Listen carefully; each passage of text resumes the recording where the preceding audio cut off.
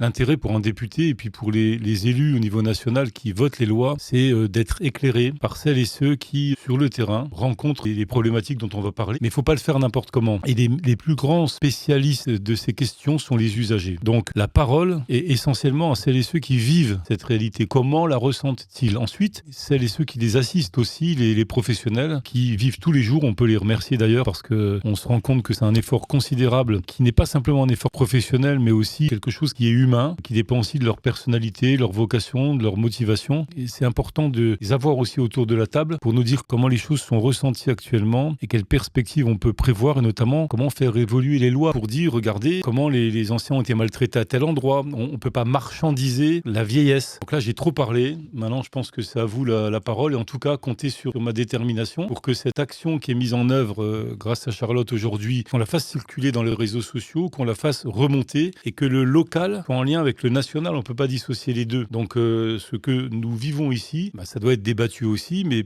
pas par des spécialistes. Les meilleurs spécialistes sont ceux qui les vivent. Donc à vous la parole, on a besoin de vous entendre sur comment faire évoluer la législation dans ce domaine.